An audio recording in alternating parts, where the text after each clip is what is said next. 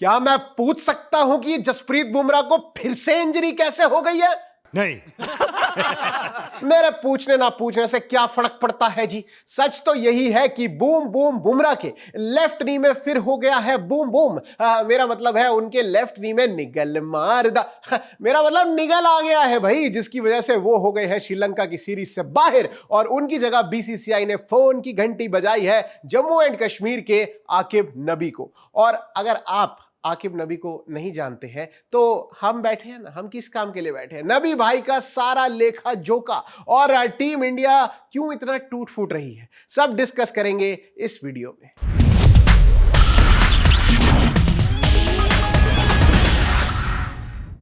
29 साल के fast bowling allrounder Aqib नबी को मेडन कॉल अप आ चुका है बीसीसीआई की तरफ से और ट्यूसडे को वो इंडिया की टेस्ट टीम के साथ निकल पड़ेंगे श्रीलंका के लिए, जहां पहले बुमराह भाई जाने वाले थे। अब जैसे ही ये टीम अनाउंस हुई थी तो जितने क्रिकेट के ज्ञानी भरे पड़े हैं हमारे देश के अंदर, उन्होंने बोला कि भाई ये जब बुमराह इतने इंजर्ड रहते हैं और बीसीसीआई पूरे टाइम ये सोचती रहती है कि भाई जी इनका वर्कलोड कैसे मैनेज करें, तो क्या जरूरत थी इनको श्रीलंका के साथ होने वाली टेस्ट सीरीज के स्क्वाड में डालने की? अब भाई लोगों, जरूरत थी वो इसलिए क्योंकि रेड बॉल में हो रखा है हमारा यानी टीम इंडिया का बंटाधार। हो तो टी20 और ओडीआई में भी रखा है, लेकिन मैंने अपने दिमाग से ना वो आयरलैंड और इंग्लैंड वाली जो सीरीज है उस पर मिट्टी डाल दी है। तो मैं सिर्फ जिम्बाब्वे वाली सीरीज याद रख के बैठा हूं जो लेटेस्ट थी। तो हाँ, रेड बॉल में हो रखा है हमारा बंटाधार और फिलहाल इंडिया डब्ल्यूटीसी के टेबल में है नंबर 5 के स्थान पे। और अगर हम अपने ख्याल में भी ये सोचे कि हमें डब्ल्यूटीसी का फाइनल जो 2027 में होना है वो खेलना है, तो उसके लिए हमें होने वाले सारे टेस्ट मैच जीतने होंगे और मैच जीतने के लिए बहुत बहुत बहुत जरूरी है बुमराह भाई। तो LHS equal to RHS equal to Bumrah भाई की जरूरत थी, लेकिन हमारे प्यारे बुमराह भाई हो गए फिर से इंजर्ड। अब भाई पूरे टाइम फिट रहे ये पॉसिबल थोड़ी है, इंडिया का मैच है, IPL थोड़ी है। चुप, बिल्कुल चुप। चलो छोड़ो यार, मिट्टी पाओ बुमराह भाई की इस इंजरी पे। इस इंजरी से जिसे फायदा हुआ है वो है आकिब नबी। ये भाई अलग ही फॉर्म में चल रहा है, form of his life time. पिछले 2 साल में रणजी ट्रॉफी में कुल मिला के 104 विकेट ले चुके हैं नबी भाई, जिसमें से 60 तो अभी लेटेस्ट 2025-26 वाले सीजन में आई थी। सीजन के हाईएस्ट विकेट टेकर और साथ ही साथ जम्मू एंड कश्मीर को पहली बार रणजी ट्रॉफी जिताने में सबसे बड़ा जिसका हाथ था वो था आकिब नबी।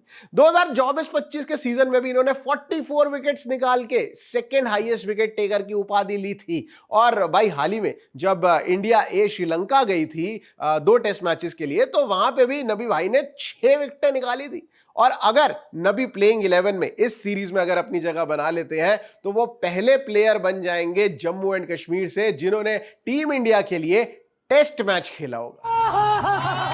बारामूला का डेल स्टेन बुलाए जाने वाले नबी काफी हम्बल बैकग्राउंड से आते हैं।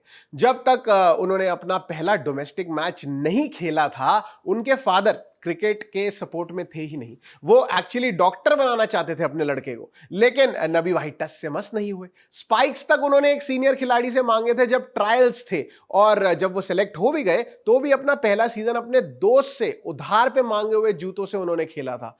पर बैक टू बैक अच्छी परफॉर्मेंस देने के बाद भी उनका नाम IPL की ऑक्शन लिस्ट में नहीं आ रहा था। लेकिन भाई भगवान के घर देर है अंधेर नहीं है, IPL 2026 की ऑक्शन में उनका नाम आया और दिल्ली कैपिटल्स ने 8.4 करोड़ रुपीस में नबी भाई को साइन कर लिया।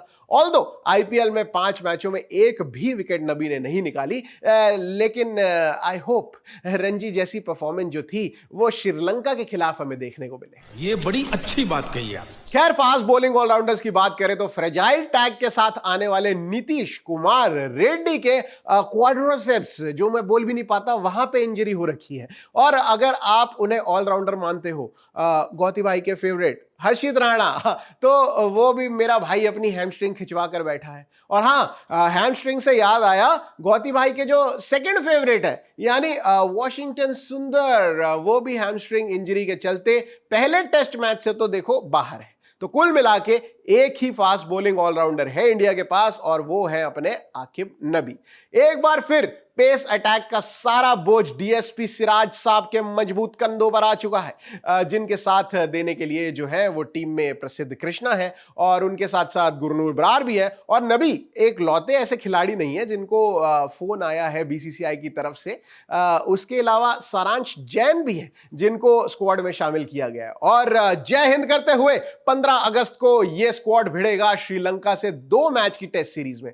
इसके अलावा एक 3 दिन का वार्म अप मैच भी है 7 अगस्त को, जहां पर मेरे ख्याल से ऑडिशन होगा कि सारे प्लेयर्स में से प्लेइंग 11 में से कौन चुना जाएगा।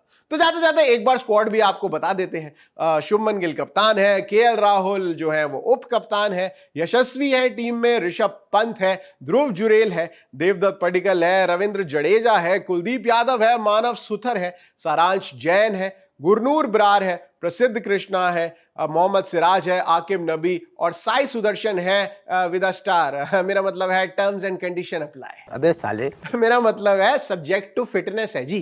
तो क्या होगी टीम इंडिया की प्लेइंग 11? क्या नबी और सारांश जैन खेलेंगे टीम इंडिया के लिए अपना पहला टेस्ट?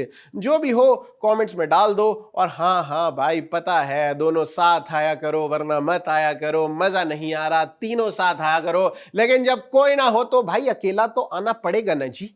अभी के लिए इस वीडियो में इतना ही। मेरा नाम है प्रशांत कपूर और आप देख रहे हैं